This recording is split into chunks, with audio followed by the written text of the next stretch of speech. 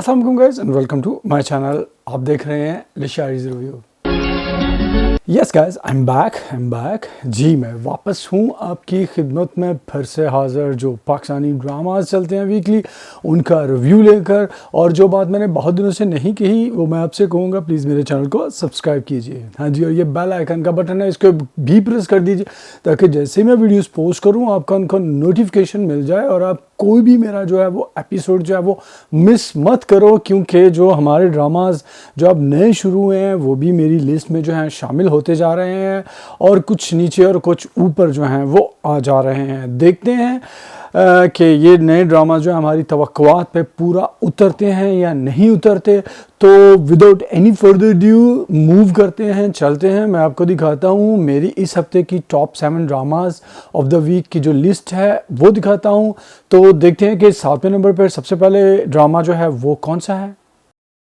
जी हाँ, 7वें नंबर पे जैसे आपने देखा वो है मोहब्बत दाग की सूरत। हाँ जी, और ये दाग लग गया हुआ है पाकिस्तानी ड्रामाज जो हैं उसके कैरियर पे, उसकी जो हमारी तारीख़ है उस पे। क्योंकि इस ड्रामे में नहायत ही वाहियात, हम बचपन में ये लफ्ज़ सुना करते थे और हंसा करते थे ये कितना अजीब लफ्ज़ है। और अब मुझे बाज़ अल्फाज जो बचपन में हम सुना करते थे उनकी अब समझ आने लगी है कि कुछ चीज़ें ऐसी होती हैं जिनके लिए लफ्ज़ जो है वो वैसे ही इस्तेमाल करने चाहिए। तो ये बहुत वाहियात किस्म की सिचुएशंस जो है वो दिखाई जाती हैं जिनका ना तो कुछ सर होता है ना ही कोई पैर होता है। तो सबसे पहले जो हमें दिखाया गया वो ये था कि सनान की बहन, क्योंकि किरदार जो है इस ड्रामा में इस तरह से इंट्रोड्यूस करवाए गए कि हमें बिल्कुल अभी तक समझ नहीं आ रही कुछ किरदार जो है वो कौन है। और सिर्फ ये दिखाया जाता है, एक आध सीन का दिखाया जाता है और उनका मसला जो है कोई दिखाया जाता है, और उसके बाद जो है वो अगला जो है कहानी नॉर्मल जो है वो शुरू हो जाती है। तो ये कपल दिखाया जा रहा है और जिसकी शुनीद है, जिसके बारे में हमें अंदाज़ा होता है कि ये सनान की बहन है। वो सीन दिखाया जाता है कि उनके यहाँ बच्चा जो है वो पैदा नहीं हो रहा, और दोनों जो हैं मियाँ बीवी जो हैं वो आते हैं ड्राइंग रूम में, और वो औरत जो है वो गिला करना शुरू कर देती है कि तुम्हारे रिश्तेदारों ने ये कहा वो कहा, मेरा बच्चा पैदा नहीं हो रहा, तो इसमें मेरा क्या मसला है। मैं जो है सालों पहले बच्चा मैंने कंसीव किया था, फिर मेरा अबॉर्शन हो गया, मिसकैरेज हो गया और अब नहीं हो रहा, तो मेरा क्या मसला है। और तकरीबन 10 मिनट जो है वो तकरीर करती है। जब उसका बेचारा शौहर थक हार कर वहाँ से उठकर कहता है मैं जा रहा हूँ आराम करने के लिए, तो कहती मर्द तो होती बेहस है। वो बहुत अजीब और बोंगा सीन था कि भाई वो बेचारा और क्या करे। अगर सफाई दे तो फिर बुरा है, अगर चुप रहे तो फिर बुरा है। अगला सीन जो दिखाया जाता है वो उससे भी ज़्यादा वाहियात सीन था। वो ये है कि आफाक अपने भाई को डांट रहा होता है कि वो छोटा है, मोटा भाई है, कि तुम मोटर बाइक क्यों चला रहे हो, क्यों लेके जा रहे हो। ऑब्वियसली हम बच्चों को जो है नॉर्मली डांटते हैं इस तरह से कि कोई एक्सीडेंट वगैरह ना हो जाए। बड़ों में रुझान नहीं है हेलमेट पहनने का, तो बच्चे तो बिल्कुल नहीं पहनते। और जब वो मोटर बाइक पर बैठते हैं तो उनको लगता है वो जंगी जहाज से बैठे हैं। हाँ जी, ये जो है वन व्हीलिंग करते हैं, ये वो बड़ा तरीके से अपने भाई को समझा रहा होता है। और शिजरत जब वहां से भागी हुई आती है, तुम कौन होते इसको डांटने वाले।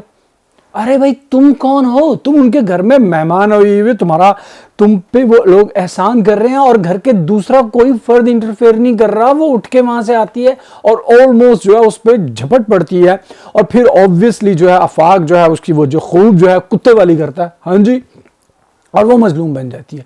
और बात जो है वो बच्चे के मोटरसाइकिल चलाने से शुरू होकर शिजरत की आवारागर्दियों तक पहुंच जाती है। हाँ जी, और शिजरत की आवारागर्दियों की जब बात होती है तो कहता है कि इसकी यूनिवर्सिटी जाना बंद और ब्लाम ब्लाम ब्लाम, इस तरह की जो है वो ड्रामे करता है। उसके बाद अगला सीन दिखाया जाता है कि उससे पहले एक सीन दिखाया गया जो कि इससे रिलेटेड ही है। मैं आपको बताता हूँ कि शिजरत आंखों में काजल लगाकर खूबसूरत बनकर यूनिवर्सिटी जा रही है, और उसकी कज़न कहती है कि तुमने आंखों में काजल लगाया क्योंकि तुम आमतौर पर लगाती नहीं है, तो इसलिए जो है वो देख के हैरानी हो रही है। हमेशा इतना ढेर सारा मेकअप किया होता है शिजरत ने, ठीक है जी। और उसकी अम्मा बड़े अजीब सी बात कहती है, हाँ लड़कियों का यूनिवर्सिटी में सिर्फ तालीम ही तो नहीं लोग देखते, और भी चीज़ें देखते हैं। क्या मतलब, यूनिवर्सिटी में लड़कियां जो हैं वो अपने हुस्न की नुमाइश या मेकअप की नुमाइश करने के लिए जाती हैं। यार क्या बोंगलापन है। उसके बाद इसका बिल्कुल ऑपोजिट जो है, जब कुड़ी फड़ी जाती है, हाँ जी, जब आफाक जो है उसके करतूत सुनाता है उसकी अम्मा को, तो वो अम्मा उसकी कहती है कि तुम गलत कर रही हो, तुम्हें ऐसा नहीं करना चाहिए। और वो कहती है मेरा जो दिल चाहेगा मैं वो करूँगी। तो उसकी अम्मा उसे मुख्तलिफ दलीलों से बताती है कि ये दुनिया है, इसमें जो दिल चाहे वो नहीं किया जाता, दुनिया की परवाह करना पड़ती है। और उसके बाद जो है शिजरत अपनी माँ के सर पे बम फोड़ती है। हाँ जी, कहती है कि मुझे सिनान से मोहब्बत हो गई है और मेरा उसके बगैर सांस रुकता है। मेरा दिल कीता इंदी जड़ी नकली विग ना तो फाड़ के ना इनू इंज कमाया जाए। ये पठिए जुमा जुमा 4 दिन होए ने तेन उत्थे यूनिवर्सिटी जांदे होया तेनू किवें प्यार हो गया, किस चीज़ दी वजह। एक ते हर किसी का प्यार वट ते पिया होंदा है, एक सेकंड दे विच प्यार हो जाता। मुझे बिल्कुल ये समझ नहीं आती कि लोगों ने प्यार जो है दुनिया का सबसे कीमती और इंसान की ज़िंदगी का सबसे अहम जज्बा होता है, ठीक है, और एक सेकंड में उसको प्यार जो है ये साबित कर देते हैं किसी भी चीज़ को, और एक सेकंड में वो प्यार जो ख़त्म हो जाता है और जो है किसी और के पीछे जो आप दुम हिलाते हुए चल जाते हैं। खुदा के लिए प्यार जैसे अजीम जज्बे को इतना सस्ता और जलील मत कीजिए। फिर वो अजीब बेशर्मी से, बहुत ही ज़्यादा बेहयाई और बेशर्मी से अपनी माँ के सामने अपने प्यार और इश्क की जो है वो दास्तानें सुनाती है और ये और वो। और उसके बाद यूनिवर्सिटी जब जाती है तो सिनान उसे कहता है कौन सा प्यार, क्या प्यार। बिल्कुल ठीक है, हमने देखा कि वो सिर्फ दोस्तों की तरह मिल रहे हैं, जो दोस्त भी क्या क्लास फेलो जिसे कहते हैं उनकी तरह मिल रहे हैं, ठीक है जी। उसको इसने प्यार का नाम दे दिया और जब वो ये कहता है कौन सा प्यार तो वो कहती है जा खसमानू खा। जी, वो प्यार जिसके देखे बिना इसकी सांसें रुक रही थी, अब उसको कहती दफ़ा हो जाओ। और फिर उसमें जो है फिर ओएसटी के साथ मुख्तलिफ सीन दिखाए जाते हैं जिसमें एक दूसरे को वो अवॉइड कर रहे हैं, मिलने की कोशिश कर रहे हैं। अजीब जो है वो बोंगापन जो है वो दिखाया गया। आफाक जो है वो अपनी बीवी के साथ जुल्म कर रहा है कि जिसको उसको खुद पता है, अपना खुद ढंढोरा जो है वो सारी दुनिया में पीट चुका हुआ है कि भाई मेरे फर्टिलिटी का मसला है, तो इसके बावजूद जो है वो अपनी बीवी से नाराज़ है और उसको मारपीट कर रहा है। बिल्कुल समझ नहीं आती, नहायत ही जलील और घटिया किरदार जो उसका दिखाया गया है। और ये ड्रामा बहुत ही बुरा है, हद से ज़्यादा बुरा है। जैसे कि नया ड्रामा शुरू होगा मैं इसको उठाकर बाहर फेंक दूंगा अपनी लिस्ट से।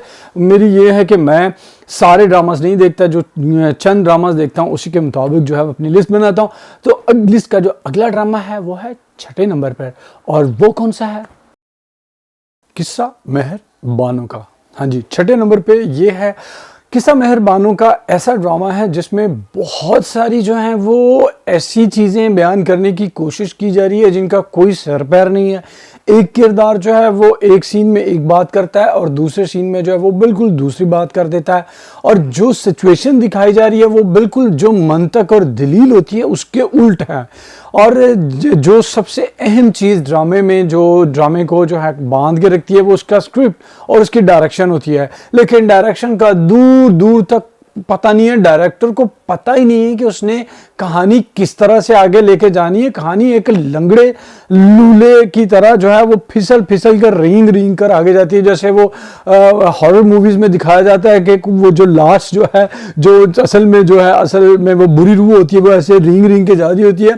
ये किस्सा मेहरबानों का भी एक बुरी रूह है जो रेंग रेंग के आगे बढ़ने की कोशिश कर रहा है और इसको खुद नहीं पता इसने किधर जाना है, क्योंकि ओंगी बोंगी चीज़ें जो है वो मारी जा रही हैं। सीन ड्रामे को लंबा करने के लिए एक सीन जो बार बार दिखाया जाता है वो है कि मेहरबानों जो है वो चाय का कप लेके आती है और अपने अब्बा के सामने रख देती है। ड्रामे में इतनी दफा जो है वो दिखाया जाता है, इस किस्म में भी इतनी दफा दिखाया मुझे, यानी उस बाबे को चाय भी नहीं खिलावा और कोई काम नहीं है दुनिया का। हाँ जी, उसके बाद जो है दिखाया जाता है कि अब बाबा जो है वो उसको फ्लैशबैक आते हैं। उससे पहले ये दिखाया जाता है कि मेहरान जो है वो आता है और बाबे को बहलाता फुसलाता है। और अब ये अजीब सी बोंगी बात दिखाई जा रही है कि एक लड़का जो है वो लड़की के बाप के पास आता है कि लड़की जिसकी जो है वो निकाह हो चुका हुआ है, ठीक है। उस फ्लैशबैक में दिखाया जाता है कि हुआ क्या है, लेकिन इसके बावजूद जो है वो आकर जब बड़ी बेशर्मी और बेहयाई से कहता है कि मैं अपनी माँ को मना लूंगा और ये जो है मेरे हाँ कर दीजिए और ये और वो आपको बहुत बुरा और अजीब लगता है। और उसके बाद बाबे की बात उससे भी ज्यादा बुरी लगती है। वो कहता है कोई नहीं बेटा, माएँ जो हैं वो पहले थोड़ा बहुत शोर मचाती फिर मान जाती हैं। एक बात जो है वो लिख कर रख लेनी चाहिए कि लड़की और लड़के की मर्जी के बगैर अगर शादी हो तो वो भी शादी चल जाती है उस शादी की निस्बत जो लड़के की खासतौर पे लड़के की माँ की मर्जी के बगैर अगर शादी हो तो शादी कभी नहीं चल सकती। ये लिख कर लगवा लीजिए कि अगर ये लड़का जो है वो माँ के साथ रहता है, और जैसे इसमें दिखाया गया कि माँ का वो वाहद अकलौता सहारा, माँ का शौहर भी नहीं है, यानी कि बेवा औरत है वो, और उसका बेवा औरत का बेटा जो है अगर वो माँ की मर्जी के बगैर शादी करेगा तो वो शादी कभी कामयाब नहीं होगी, कुछ भी है जो है वो हो जाए। लेकिन यहाँ पर अजीब बोंगी मंतक जो है वो दिखाई जा रही है। फिर दिखाया जाता है फ्लैशबैक में बाबा जो है उसने क्या मुसीबत जो है खड़ी की हुई थी जिसकी वजह से ये जो अभी तक शादी जो है नहीं हो सकी और निकाह जो है हुआ चला हुआ, तलाक क्यों नहीं हुई। दिखाया जाता है कि बाबा अजीब बोंगा बाबा है, बोंगा हद से। हर सारे सीन में, सारे ड्रामे में दिखाया गया आतिफ यानी कि ये जो मेहरबानो उसका भाई जो है, उसकी बीवी मेहरबानो की भाभी मुराद की बहन जो है वो एक बदचलन औरत थी जो अपने कजन के साथ शादी करना चाहती थी और इस वजह से वो अपने घर नहीं बस रही थी। बावजूद कि उनका एक बेटा पैदा हो गया था, उसको बार बार अपना पुराना इश्क जो याद आता था और उसके साथ वो रंग रलियां मनाती थी, जिसकी वजह से जो है आतिफ जो है उसने इसको तलाक दी। और मेहरू का बाप उस चीज को कब का जिक्र भी नहीं कहीं करता। हालांकि मेहरू की अम्मा उस कहती है कि असल बात जो है वो क्यों नहीं बताते तुम, जब मुराद की माँ जो है आकर जो है वावेला और शोर मचाती है कि तुम्हारे बेटे ने मेरी बेटी को तलाक दे दी और कल को तुम्हारी बेटी भी तलाक ले लेगी। और मेहरू का अब्बा जो है वो कुरान पाक पे हाथ रख के कहता है मैं कसम खाता हूं कि मेरी बेटी जो है वो तुम्हारे बेटे से तलाक नहीं लेगी। Who the hell you are? कौन हो तुम कसम खाने वाले इस तरह से। इनफैक्ट फिर वो मौलवी के पास जाता है और मौलवी साहब भी अजीब है। ड्रामे वालों का बेहतरीन जो है बोंगा तरीका ये उन्होंने निकाला हुआ है कि अपने मंतक का फतवा लगाने के लिए मंतक का सवाल तैयार कर, अपने मुताबिक सवाल तैयार करते हैं और मुताबिक जो है वो फतवा जो है वो मौलवियों से लेते हैं। यहाँ मौलवी साहब फतवा देते हैं, बताते हैं कि कुरान पाक जो है हदायत के लिए ट्रू, वेरी ट्रू, कि इसको जो है इस तरह इस्तेमाल नहीं करना चाहिए, बिल्कुल ठीक है। लेकिन अल्लाह का बंदा मौलवी जो है वो बताता ही नहीं कि कसम टूट गई तोड़ो, उसका कफारा अदा करो, बात खत्म। अल्लाह ताला ने कसम रखी है ठीक है, लेकिन उसका कफारा भी रखा है कि इंसान से अगर जो वो कसम वो टूट जाती है तो उसका कफारा ये है, और तुम उसको कफारा नहीं बता रहे, तुम उसको उल्टी सीधी बातें जो है वो बता रहे हो, ठीक है जी। उसके बाद मेहरू का अब्बा किसी महबूबा की तरह, हाँ जी 1940 की फिल्मों की हीरोइन की तरह खत लिखता है फाड़ता है, खत लिखता है फाड़ता है। खत में उसने ये लिखना है मुराद को कि मेरी बेटी जो है उसकी जान छोड़ो और अगर बसाना है तो ठीक है, नहीं तो उसको तलाक दो। ये जो है वो लिखकर जो है वो कुरियर कर देता है। फिर जो है वो इंट्रोड्यूस करवाए जाते हैं कुछ नए किरदार, जो है अयाज का किरदार जो कि भांजा है मेहरुन्निसा का, सॉरी भतीजा है मेहरुन्निसा का, क्योंकि वो आतिफ का बेटा है। यंग लड़का दिखाया जाता है, उसका सीन ये दिखाया जाता है कि वो लड़की जो है की वजह से लड़कों के साथ लड़ाई करता है और झगड़ता है और मार खा के जो है घर में आता है, बल्कि थाने जाता है और उसको जो लड़का आदमी उनका कोई रिश्तेदार है, मुलाजिम है, हेजड़ा, वो जो है उसको लेकर आता है और वो खरी खरी सुनाता है और फिर उसकी नानी भी उसको खरी खरी सुनाती है और फिर कहती हैं कि मुराद और उसकी अम्मा का सीन दिखाया जाता है, अगर अयाज को भेज दिया तो जायदाद जो कि इसके नाना ने इसके नाम लिख दिया वो भी जाएगी, इसलिए इसको यहीं पे रखते हैं। हाँ जी। और फिर मुराद का किरदार जो है जाता है मेहरू के घर। जाता किस तरह है, मेहरान जो है वो मेहरू के घर जाता है, उसके अब्बा से कहता है कि जो है मैं कोई ना कोई सूरत निकाल लूंगा। बार बार एक सीन में 10,000 दफा कहता है मैं अपनी अम्मा को मना लूंगा, मैं अपनी अम्मा को मना लूंगा, मैं अपनी अम्मा को मना लूंगा। हाँ जी। और उसके बाद वो जाता है बाहर मेहरबानों के साथ जो है वो खुलेआम चीख कर मोहब्बत का इजहार करता है। यार नहायत ही घटिया जो है वो सीन लगा, डायरेक्टर ने नहायत ही घटिया तरीके से वो फिल्म बंद किया है। अब नुमान निजात साहब के ये जो साहबजादे हैं ये एक्टिंग जो है गुजारा लायक कर रहे हैं, अब कुछ अच्छे भी लगना शुरू हो गए हैं, लेकिन साफ जब उसके चेहरे पर कैमरा दिया जाता है तो साफ पता लगता है लड़का बेचारा 20-21 साल का है और मारवा जो है असल में भी वो 30 के पास पहुंचने वाली है। और उसके बाद उसका जो गेटअप है वो भी ये दिखाया गया कि वो 30 प्लस जो है, अगर 10 साल उसके निकाह के हो गए हैं तो 18 साल की उम्र में भी अगर उसका निकाह हुआ हो, यानी कि बालग होने के बाद उसका निकाह हुआ तो 28 साल उसकी उम्र होगी। ये जो बिल्कुल बेजोड़ चीज जो है वो लग रही होती है। और उसके बाद जो है वो ऊंची ऊंची आवाज में चीख के मोहब्बत के दावे कर रहा होता है, अंदर बेगैरत बाबा भी बैठा है, उनका कुछ ख्याल कर लो तनु अगर शर्म नहीं आती लोगों दी। और उसके बाद जो है वो एक और जो वो दूसरी जो है नूर बीबी, उसने एक ढंग की बात की कि ये घर बेचो, कुछ सस्ता घर ले लो। तो वो कहती है नहीं मेहरबानी कहती नहीं, क्योंकि ये इसका वारिस जो है आतिफ भी है, मेरा भाई भी जो है, अगर हमने बेच दिया तो उसका हिस्सा। अरे भाई बाप जिंदा है, वो बाप जिंदा है, बाप फैसला कर सकता है, वो बेच सकता है। औलाद को जायदाद का हिस्सा तब मिलता है जब बाप मर जाए या बाप देना चाहे, बाप जिंदा है, वो इसको बेचे, नया घर ले और उसके बाद कारोबार करे, कुछ भी करे। उसके बाद अगर बाबा मर जाएगा तो फिर वो आतिफ जो है उसको उसमें से हिस्सा मिलेगा। ये नहीं कि जो चीज बन गई हुई है वो वैसे की वैसी रख देनी है ताकि जो है वो बाबा मरेगा तो उसको हिस्सा मिले। अजीब बोंगी जो है डायरेक्टर, इसको कोई माशरत का, कानून का और शरीयत का कुछ भी नहीं पता इस बंदे को, राइटर को, डायरेक्टर को। यकीन कीजिए बहुत ही बोंगा बंदा है ये कोई। और उसके बाद जो है वो सीन, आखिरी सीन ये दिखाया जाता है कि मुराद जो है वो आ जाता है, मुराद साहब आए हैं और मुराद जो है वो मेहरू उससे मोहब्बत करती थी। हाँ जी, जब उसकी चोरी चोरी मोहब्बत वाली चीज जो फ्लैशबैक्स दिखाए जाते हैं तो वो मुराद से मोहब्बत करती थी जब उसके साथ उसका निकाह हुआ है। और आता है और ये दावे करके निकल रहे हैं मेहरान साहब, और मुराद जो है वो आता है और आते ही ये कहता है कौन हो तुम, तो वो कहता है कि जी बताइए किससे मिला, तो कहता है मैं मुराद हूं मेहरबानों का शौहर। अरे भाई अल्लाह के बंदे, तेरा कोई और तारफ नहीं है, सिर्फ जो है मेहरान के दिल पर बिजली गिराने के लिए ये तारफ जो है करवाया जाता है और ड्रामा खत्म हो गया। नहायत ही फजूल ये ड्रामा है, इसको भी बाहर फेंक देना चाहिए जैसे कोई नया ड्रामा शुरू होगा। अगर ड्रामा की बात मैं करूंगा वो 5वें नंबर पे है, और वो कौन सा है? 5वें नंबर पे है अमानत। हाँ जी, अमानत जो है वो नया ड्रामा शुरू हुआ है, इमरान अब्बास और मारवा उर्वा हुसैन मैं हमेशा भूल जाता हूँ, मारवा उर्वा दोनों बहने हैं। जो है उर्वा हुसैन और सबूर अली जो है इसमें ज़रार, महरीन महर और जुनैरा जूनी का किरदार जो है वो अदा कर रहे हैं। और जब ड्रामे की मैंने पहली जो है एक साथ देखी तो अंदाज़ा हो गया कि ये एक और ड्रामा उसी तरह का है जैसा ड्रामा हम अभी ख़त्म किया है जिसका इश्क है। और उससे पहले जलन था कि एक लड़की जो है उस लड़के से शादी करना चाहती है जो कि उससे शादी नहीं करना चाहता और जो कहीं और पे इंटरेस्टेड है। हाँ जी, लड़की जो है वो जिद्दी है, बदतमीज है, बेहुदा है, जाहल है, घटिया है और उसके बाद जो है वो साजिशें करने वाली है। ये किरदार जो है सबूर अली ने जो है किया है और उसका नाम जुनैरा और जूनी उसे कहते हैं। हीरो जो है इमरान अब्बास है। इमरान अब्बास एक खुश शक्ल इंसान रहे हैं अपनी नौजवानी में। अब बढ़ती हुई उम्र के साथ साथ उन्होंने इतना वजन कम किया है यंग नजर आने के लिए कि आप सुन के हैरान होते हो, यार इतनी सूखी सूखी बेचारे की टांगे जो नजर आती हैं। और उसके बाद जितना उनका वजन कम है उससे ज्यादा उनका मेकअप है। हाँ जी, हद से ज्यादा मेकअप। वो एक खुश शक्ल, खूबसूरत, हैंडसम इंसान रहे हैं। और अगर बंदे खुदा के तू इतना मेकअप क्यों कर रहा है यार? लड़कियों से ज्यादा मेकअप जो है इमरान अब्बास ने जो है वो किया होता है और आपको बहुत हैरानी होती है उसका जो है वो जब क्लोजअप आते हैं उनको देखकर कि लाइट और ये एडिटिंग और हर चीज़ के बाद तो आपको अंदाज़ा इतना नहीं होता, पता तो चल जाता मेकअप। ये ओरिजिनल जब शूटिंग कर रहे होंगे तो लड़कियां बेचारी जो इनके साथ शूटिंग करती हैं उनको हंसी आती होगी, वो क्या सोचती होंगी, किस तरह से इनके साथ शूटिंग करती होंगी।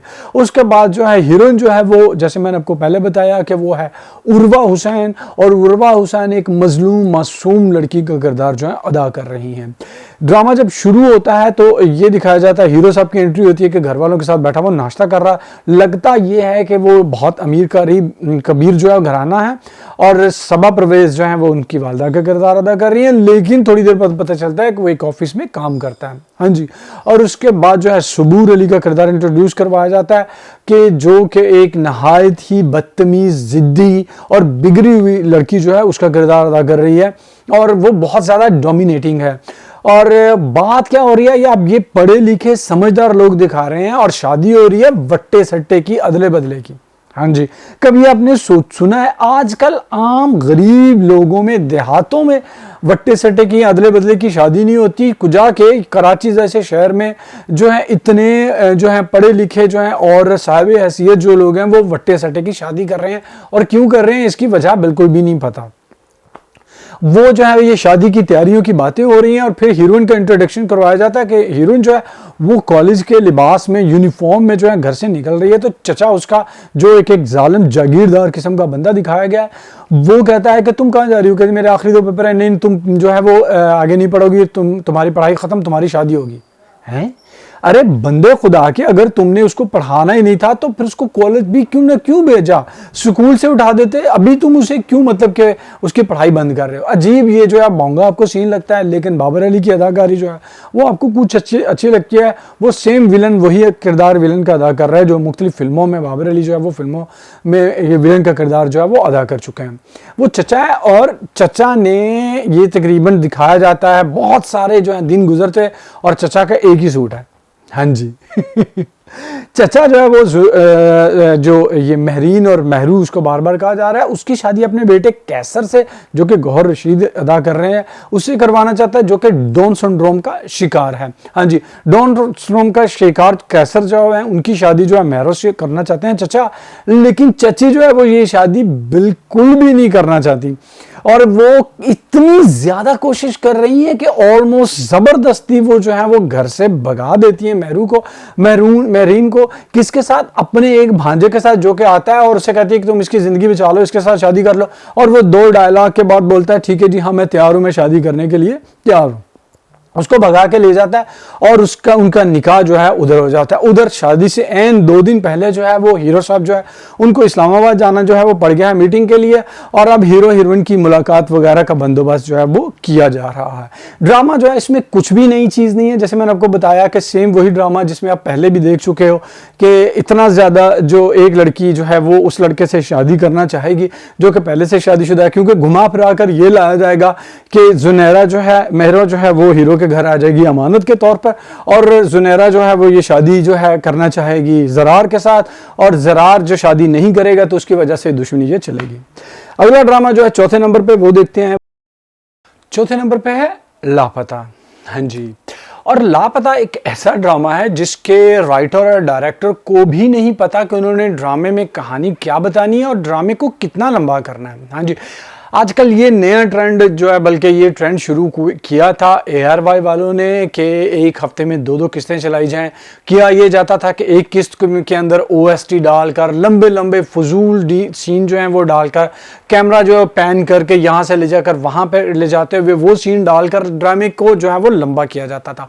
ड्रामा जो 1 घंटे का पहले चला करता था पाकिस्तान में, और उसका जो है वो एक साथ जो है वो 13 हुआ करती थी। अब ये ड्रामे जो बन रहे हैं वो चलाए जाते हैं 38 या 37 मिनट के, और 38 या 37 मिनट में से 5 मिनट फ्लैशबैक होता है और तकरीबन जो है वो 15 मिनट जो है वो दिखाए जाते हैं मुख्तलिफ अजीबोगरीब बोंगे से जो है वो क्या उसे कहते हैं सीन, और OST जो है चलाया जाता है, और ड्रामा सिर्फ 10 से 15 मिनट का आगे बढ़ता है और इस तरह से ड्रामे को बहुत ज़्यादा लंबा किया जाता है। सेम ये चीज़ लापता के साथ जो है वो भी की जा रही है। अगर लापता को क्रिस्पी किया जाता तो ये अच्छा ड्रामा बन सकता था, बावजूद इसके कि इसमें नहायत ही फजूल परफॉर्मेंस का मुजाहरा कर रही है आयजा खान, जो बिल्कुल भी उसको सूट नहीं करता। पता नहीं उसने, जैसे दानिश ने दाल रोटी चलाने के लिए ड्रामा ये जो इश्क है किया था, इसी तरह आयजा खान जो है उसने अपनी दाल रोटी चलाने के लिए ये ड्रामा जो है वो किया है।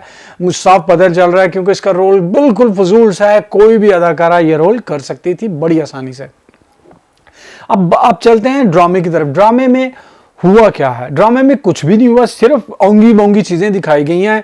ये जो मुख्तलिफ ट्रैक जो है ड्रामे को लंबा करने के लिए, जैसे मैंने आपको कहा कि जिसका ड्रामे से कोई ताल्लुक नहीं है वो चलाए जाते हैं। जैसे ये था जो शम्स है यूनियन लीडर के साथ, उसका पंगा जो है वो दिखाया जा रहा था, लग रहा था कि इससे पता नहीं क्या कोई बात होगी, वो टाइम फिश हो गया। हाँ जी, वो यूनियन लीडर जो है वो मिठाई से ज़्यादा मीठा बन के मिठाई लेके आता है और कहता है कि आपकी मंगनी होगी, मैं मंगनी पे आपको मिठाई खिलाना चाहता हूँ, और उसके बाद कहता है मैं खाना भी खिलाना चाहता हूँ और आप मेरे साथ खाना खिलाने के लिए, मुझे लगा घर वगैरह बुलाएगा, वो एक ढाबे पे बुलाता है और वहाँ पे उसको धमकियाँ देता है। इर्द गिर्द जो है वो बैठे हुए बंदे उसको ऐसे देखते हैं माफिया के लोगों की तरह, और फिर जो है शम्स जो है वो हीरोज़ की तरह जो डायलॉग बोलता है और उसके कन टूटे आ जाते हैं जो बुढ़े बुढ़े से बंदे हैं। हाँ जी, जूनियर लीडर के जवान लड़के थे और तकरीबन 8 से 10 लोग जो है वो दिखाए जाते हैं, और शम्स के बुढ़े 3-4 दिखाए जाते हैं, उन्होंने डांगे पकड़ी हुई हैं, और बाद में दिखाया जाता है कि शम्स ने हरा दिया और जलील कर दिया यूनियन लीडर को।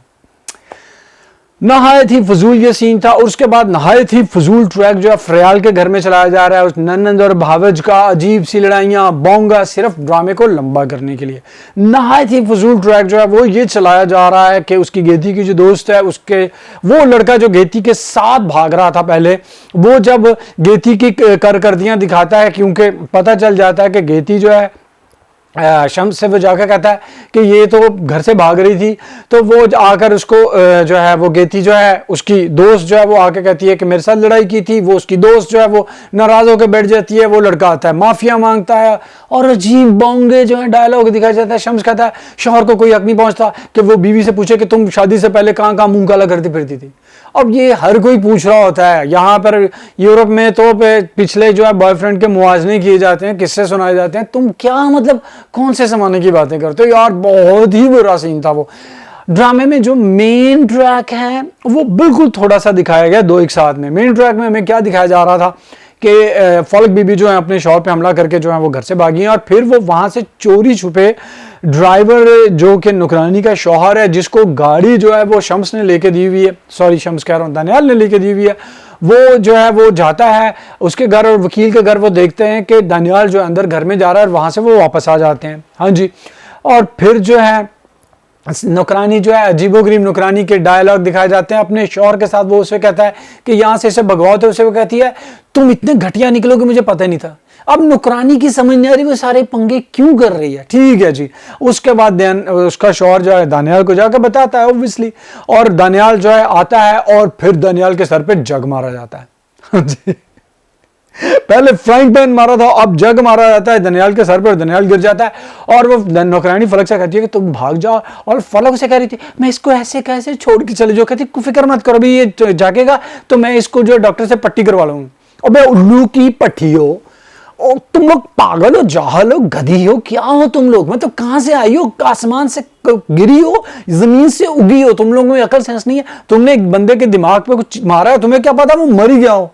कोई बात नहीं, मैं उसकी पट्टी करवाऊं, और जब वो उठेगा तेरे साथ जाएगा पट्टी करवाने के लिए, सबसे पहले तेरा पट्टा नहीं खत्म करेगा। क्या है यार, मतलब बहुत ही महंगा, बहुत ही महंगा। और उसके बाद ये दिखाया जाता है कि फरियाल बीबी जो है उसने जहाज की टिकट लिए, पैसे वैसे लिए, घर वापस आती है, वो घर से बैग वगैरह लेती है, और फिर ये दिखाया जाता है वो डायरी जो है कहीं पे फेंकती है, वो बाथरूम वगैरह में होती है। फिर वही डायरी जब वो उठाती है तो जो है वो बेडरूम में पड़ी हुई होती है। बहुत ही ज्यादा घटिया जो है ये ड्रामा होता जा रहा है। और उसके बाद फरियाल जो है वो पता नहीं पैदल चलकर, जो फरियाल सॉरी कह रहा हूँ, फलक पैदल चलकर शायद जो है वो इस्लामाबाद से कराची आ रही है, क्योंकि कराची में सारे काम हो रहे हैं।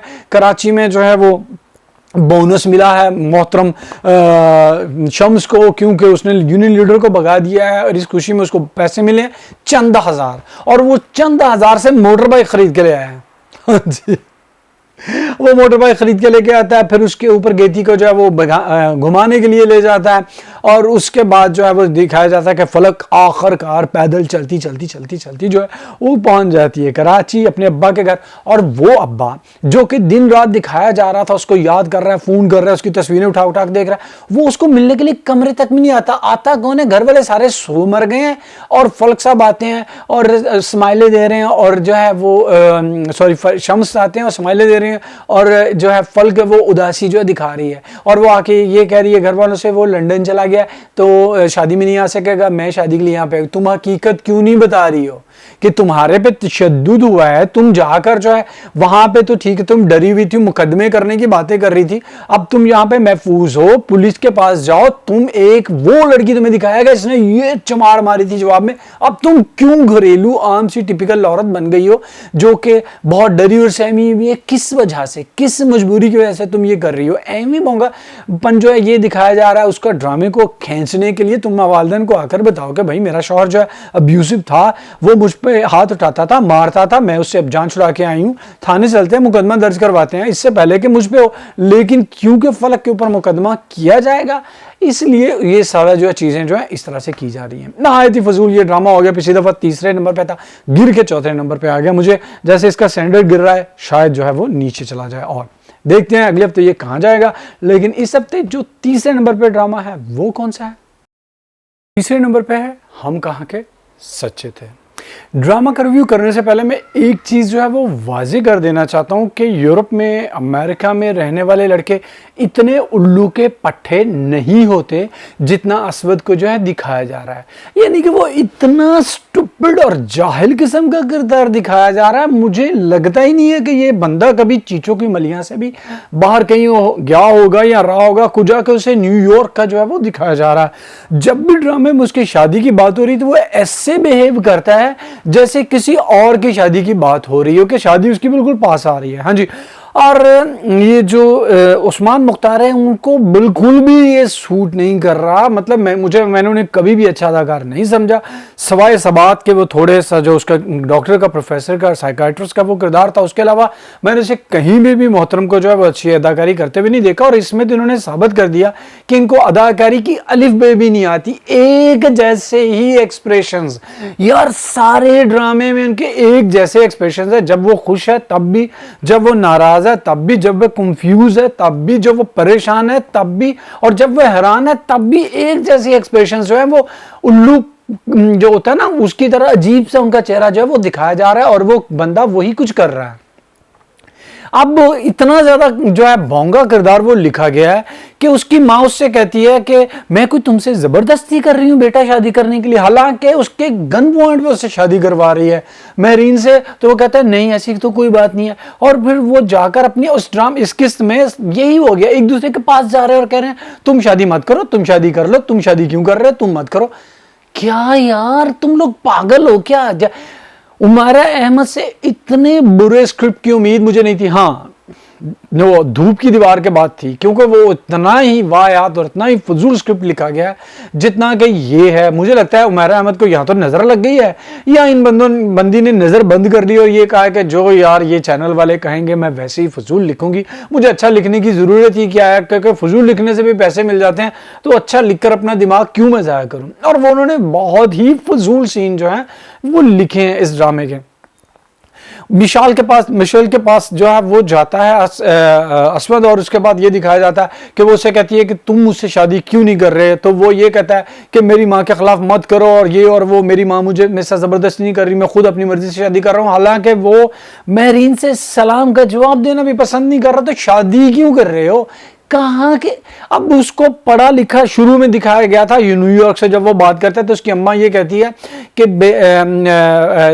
उसकी अम्मा ये कहती है कि खाना वान के लिए मैं बहू लेके आऊंगी। तो वो कहता है कि आप क्या पुरानी बातें कर रही हैं, क्या चाहलों जैसी बातें कर रही हैं, बहू क्या वो खाना बनाने के लेके आएंगी? और अब तुम क्या कर रहे हो?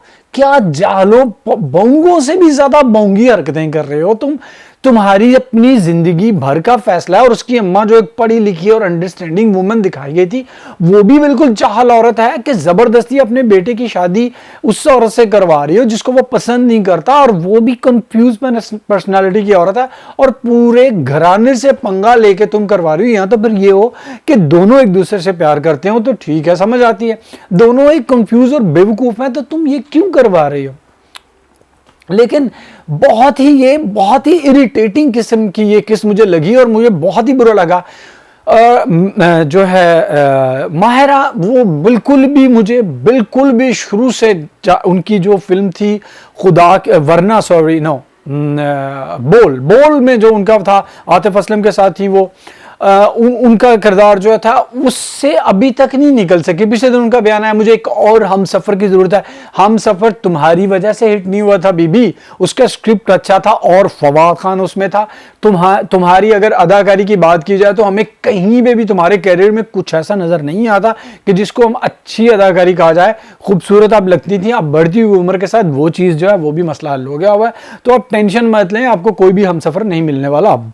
लेकिन अगर ये मिल गया है तो कुछ तो अच्छी अदाकारी करने की कोशिश करो। सेम वही एक्सप्रेशन तुम बार बार अल्लाह की बंदी दिखा रही हो कि जो हमने 1000 दफा देखे हैं। जैसे उस्मान मुख्तार का मसला है, ये ऐसे ही माहिरा का भी मसला है कि उसको समझ ही नहीं आती, उससे कंफ्यूज कब लगना है, परेशान कब लगना है, उदास कब लगना है और नाराज कब लगना है, बिल्कुल नहीं। इसके उल्ट कुबरा खान नहायत ही अच्छी अदाकारी कर रही है। वो उसने इतनी ज़बरदस्त एक्टिंग की, और जब वो सीन दिखाया जाता है कि वो सर पे उसने दुपट्टा लिया और शादी के वो उदास है, क्योंकि वो असफन से ये कहती है कुछ भी कर लो, किसी और लड़के से शादी कर लो, जितने मर्जी खे खा, लेकिन ये महरीन जो है इससे शादी मत करो। और क्योंकि इसने सारी जिंदगी जो है वो मुझसे छीना। एक दूसरे पर दोनों ही इल्जाम लगा रही हैं, जो चीज़ मुझे पसंद आई तुमने छीनी। शुरू से ये नहीं समझ आ रही कि इनको आपस में मसला क्या है। और फिर महरीन जो है वो मोहब्बत की कुर्बानी की देवी बन के जाती है उसके पास, उसकी माँ के पास, असवद की माँ के पास कि आप शादी जो है वो मिशाल के साथ जो है उसकी कर दें, फिर असवद के पास तुम शादी मिशाल से कर लो। अजीब जो है बोंगियाँ चीज़ें दिखाई जाता है कि थोड़ी देर पहले ही तुम पढ़ रही थी कि मुझे शदीद नफरत है मिशाल से, मैं उससे कत्ल तक कर दूंगी। अब जो है ये दिखाया जाएगा कि मिशाल ने या तो खुदकुशी कर ली है या खुदकुशी करने की कोशिश की है, और मायरा बीबी जो है, ये जो महरू बीबी हैं, ये जेल जाएंगी। और वो डायरी जो इसमें इसने लिखा था कि मैं इसे कत्ल कर दूंगी, वो सबूत के तौर पे जो है वो पेश की जाएगी कि ये बंदी जो है इसे ही कत्ल किया है या कत्ल करने की कोशिश की है। अगली इसमें पता चलेगा कि क्या होता है। ड्रामे में ने अपना सारा चार्म जो है वो बिल्कुल खो दिया है। मुझे उमैरा अहमद से इतने बुरे स्क्रिप्ट की उम्मीद कभी भी नहीं थी। अगला ड्रामा जिसकी मैं बात करूंगा वो 2 नंबर है। 2 नंबर ड्रामा नहीं, दूसरे नंबर पे वो ड्रामा है। देखते हैं वो ड्रामा कौन सा है।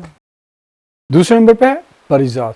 हाँ जी, परिजात में अगर अहमद अली अकबर ना होता तो ये ड्रामा 7वें 8वें 10वें नंबर पे भी शायद ना आता, क्योंकि इसमें इतनी ज़्यादा स्क्रिप्ट की गलतियां हैं और उससे भी ज़्यादा गलतियां डायरेक्शन की हैं और दूसरों की अननोन अंडरस्टैंडिंग की है, यानी उनको समझ ही नहीं आ रहा वो क्या करना चाह रहे हैं और क्या कहना चाह रहे हैं। डायरेक्टर की और स्क्रिप्ट की सबसे बड़ी ये गलती जो है इसमें हमने देखी कि परिजात की हर किस्त में कोई ना कोई शानदार किस्म की महारत दिखानी होती है। हाँ जी, नाहिद जो है वो परिजात पे इसलिए परिजात के पास गई क्योंकि उसको उर्दू बड़ी अच्छी आती थी, ट्यूशन पढ़ानी थी। फिर जो है वो जो लड़की लुबना थी उसका असर ये हुआ कि वो परिजात शायरी बड़ी अच्छी करता था। हाँ जी, और उसके बाद जब बबली के साथ मामला हुआ तो परिजात जो है वो उसका बहुत ज़्यादा हसास था और वो समझता था। और अब यहाँ पर परिजात जो है वो क्लॉडियो अराओ हैं। हाँ जी, आप सोच रहे होंगे क्लॉडियो अराओ कौन है, तो वो पियानो बजाने वाले एक बहुत माहिर बंदे गुजरे हैं और परिजात जो है वो पियानो के भी माहिर हैं। हाँ जी। सीन में दिखाया गया था कि कबाड़ी के पास ये जाता है और पियानो से पसंद आता है, और परिजात जब ये पूछा जाता है कि तुम इतना अच्छा पियानो जो है वो कैसे बजा लेते हो, तो वो कहता है मैं बचपन में क्लासें लेता था।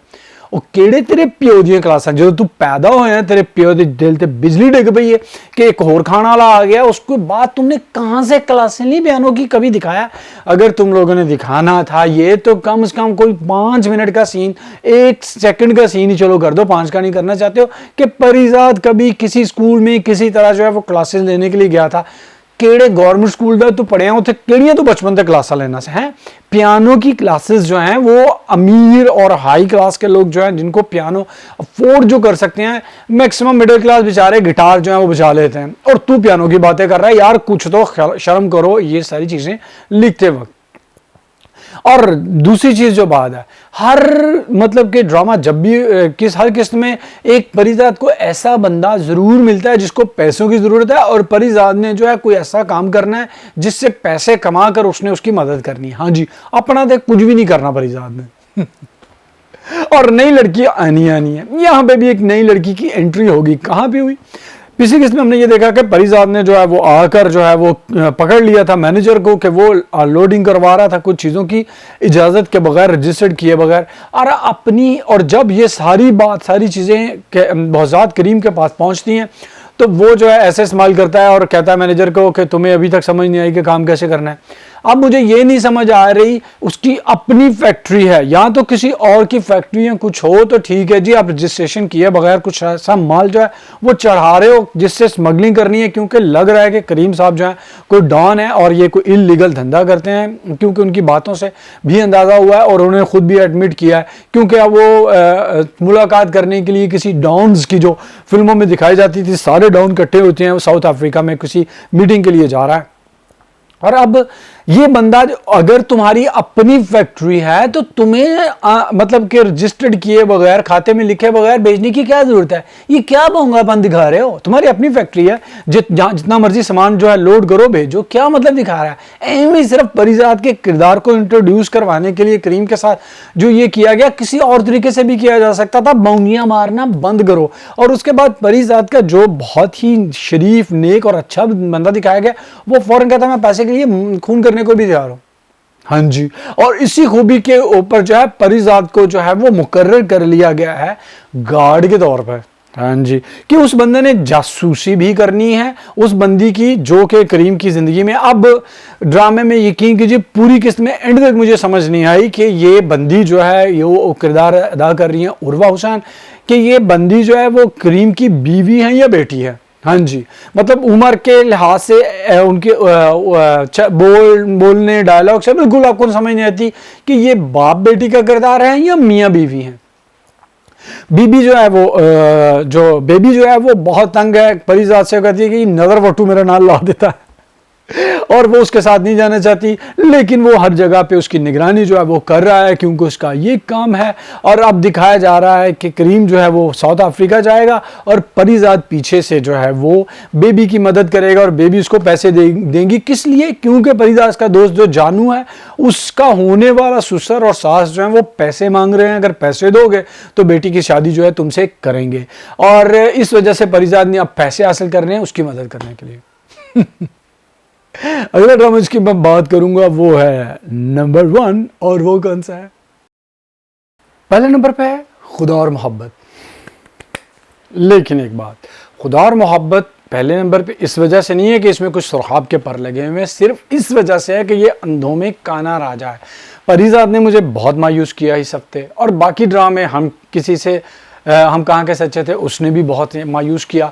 तो ले दे के आपके पास जो है ये खुदा और मोहब्बत ही रह जाता है, क्योंकि एक तो ये एंड की तरफ जा रहा है और ये नहीं है कि कहानी इंटरेस्टिंग हो रही है, ये खुदा खुदा करके ख़त्म हो रहा है। लोग इसको देख रहे हैं, पसंद कर रहे हैं, और सिर्फ जो है वो अदाकारी जो है कुछ लोगों की, जिसमें सर फहरिस्त जो है वो फिरोज़ खान है, उसकी वजह से इसको जो है वो नंबर 1 पे जो है रखा गया है। और कोई भी बात नहीं, बल्कि इतनी ज़्यादा बोंगे तरीके से हाशिम नदीम जो है ने इस कहानी को लिखा है कि आपको हैरानी होती है कि यार कोई बंदा ऐसे भी क्या कर सकता है, ऐसे भी लिख सकता है। जब कहानी शुरू होती है तो ये दिखाया जाता है कि भाभी जो है वो आखिरकार जो भाभी की माही की सास माही की जो माँ है वो भाभी से कहती है कुतिये जलीले औरतें तेनू मैं अपनी बेटी ने रख गया तो तू उनका बेड़ा गर्क कर देता है। हाँ जी, और वो कहती है नहीं नहीं, इसको तैमूर से भी पहले जो है फरहाद के साथ मोहब्बत थी लेकिन इसको एहसास नहीं था। लानत है तुझ पे, तेरी जैसी औरतों पे लानत है, तेरे जैसे लोगों पे लानत है कि जो ਜਿਹੜੇ ਲੋਕਾਂ ਦੀਆਂ ਧੀਆਂ ਪੁੱਤਰਾਂ ਨੂੰ ਪੱਟਦੇ ਨੇ ਐਵੇਂ ਇਹੋ ਜਿਹੀਆਂ ਗੱਲਾਂ ਕਰਕੇ। ਤੈਨੂੰ ਕਿਵੇਂ ਪਤਾ ਸੀ कि एहसास मोहब्बत है सी, ਤੇ ਤੈਨੂੰ ਕਿਵੇਂ पता सी एहसास नहीं सी है? यार नहायत ही घटिया जो है ये कॉन्सेप्ट है कि तुझे मोहब्बत का एहसास नहीं है, लोग तुझे दिखाएंगे। ये कैसी मोहब्बत है जिसका आपको खुद को नहीं पता होता है? ये मोहब्बत है? मोहब्बत तो वो चार्म होता है, वो चीज़ होती है कि अगर आपके अंदर जो है एक दफ़ा मोहब्बत नाम की चीज़ दाखिल हो जाए तो आपके अंदर सारे अंदर में रोशनी हो जाती है, आपके अंदर को एहसास हो जाता है कि मेरे अंदर कोई नया जज्बा हुआ। ये कैसी मोहब्बत थी कि माही को पता ही नहीं था, तेनू बड़ा पता सी, तू एडी हीर कितों दी। और उसके बाद जो है माही की जो है वो क्या उसे कहते हैं जलाल, उसकी भाभी की जलालत रंग ले आई और माही कहती है कि मुझे जो है रस्मो रिवाज की भेंट चढ़ाया जा रहा है। तुझे कहाँ पे भेंट चढ़ाया जा रहा है? तुझे किसने कहा है कि तू शादी कर? तू खुद शादी के लिए हाँ कर रही है, एवी बौंगियां मार रही है। उसके बाद सबसे ज्यादा बोंगा सीन वो है नाज़म शाह का, जब वो मज़ार पे या दरबार पे जाता है फरहाद को धमकी देने के लिए। अब जिस तरह के ये लोग दिखाए गए हैं, अरबों पति, हजारों एकड़ इनके पास ज़मीन है और इलेक्शन में हिस्सा ले रहे हैं, ऐसे बंदे, ऐसे वडेरे, ऐसे लल्लू पंजुओं के पास को मुंह तक नहीं लगाते, आराम से कह देते हैं यार इसको उठाओ, इसको गायब करवा दो। अब फरहाद क्या वहां पे एल्फी के साथ जुड़ा हुआ है ऐसे कि वहां से उठ नहीं सकता? उसको किसी वक्त भी दरबार से उठाओ और उसको मारो, उसको कहीं भी दफना दो। घर वालों को जो है उसको पहले पता था कि वो मर चुका है, अब आके चले गए हैं, उसका कोई खैर खबर लेने वाला नहीं।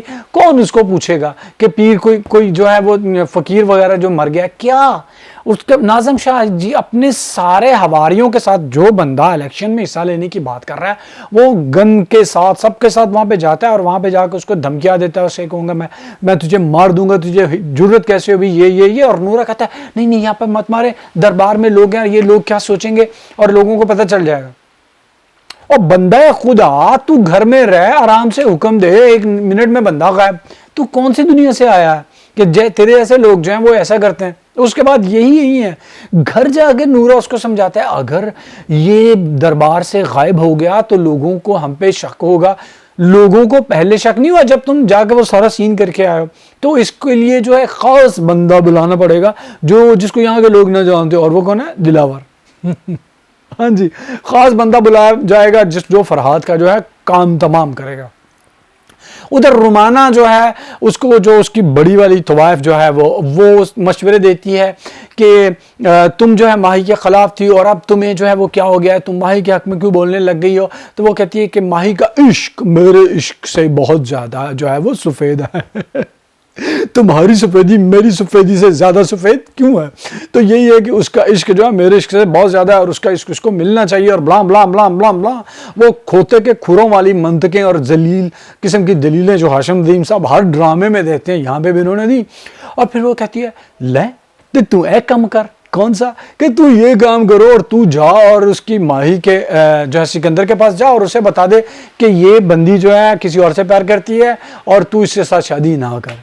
हाँ जी। और रुमाना बीबी जो है ये भागती हैं चादर लेकर और वहाँ पे जाती हैं और कहती हैं सिकंदर साहब से मिलना है। और नौकरानी कहती है सिकंदर साहब नहीं है, कहते ठीक है मैं चली जाऊँगा। और नौकरानी ऑलमोस्ट उसे धकेल कर अंदर लेके जाती है और कहती है नहीं नहीं नहीं तू मदद करवा, तुझे मदद की जरूरत है, तू मदद करवा। और वो घसीटते हुए उसे अंदर लेके जाती है। अंदर जाके अम्मा जो है उसे पहचान लेती, कहती है तू तो वही कंजरी है, वही तवाइफ है और जिसको जो है जलील और कुत्ता कुत्ता करके यहाँ से निकालता, तू ऐसे की करनी भी है।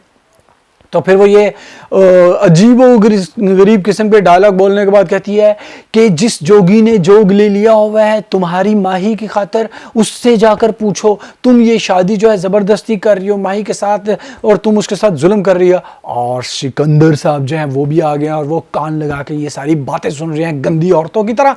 और फिर उसके बाद रुमाना जब ये कह के निकलती है तो सिकंदर सब छुप जाते हैं, रुमाना को नजर ना आए। तू बंदे खुदा आगे उसके बाजू पकड़े उसको घसीट, तू क्या ड्रामे कर रही है, सच्ची बात क्या है, ये सब क्यों कह रही है? अब सबको जो है वो शशोपंज में डाला जाएगा कि फरहाद साहब जो है वो मर जाते हैं दिलावर के हाथों, जिसको ये जो है वो दिया जाएगा टारगेट किलिंग का काम, या फिर जो है वो सिकंदर और सिकंदर की अम्मा जो है माही की शादी जो है वो फरहाद के साथ करवा देंगे। ड्रामा जो है एंड की तरफ बढ़ रहा है और खुदा करे ये ड्रामा ख़त्म हो जल्दी से और हमारी जान छूटे। ड्रामे में जो सबसे बेहतरीन चीज़ जो रही है पूरे ड्रामे में वो उसका OST और फिरोज खान और थोड़ी सी डायरेक्शन। अब तो और राइटिंग का तो बेड़ा गर्क हुआ, उसका तो पूछो ही ना। इसके साथ ही मैंने ख़त्म कर दिए हमारी जो top 7 dramas of the week की लिस्ट है उसको। और अब मैं आप लोगों से इजाज़त चाहूँगा, लेकिन उससे पहले मैं आपसे ये कहूँगा कि प्लीज़ मेरे चैनल को सब्सक्राइब कीजिए और ये जो बेल आइकन का बटन है उसको भी प्रेस कर दीजिए ताकि जैसे मैं वीडियोस पोस्ट करूँ आपको उनका नोटिफिकेशन मिल जाए। और इसके साथ मैं कहूँगा इजाज़त लूँगा। हाँ जी, see you in my next video. Till then take care and Allah हाफिज़।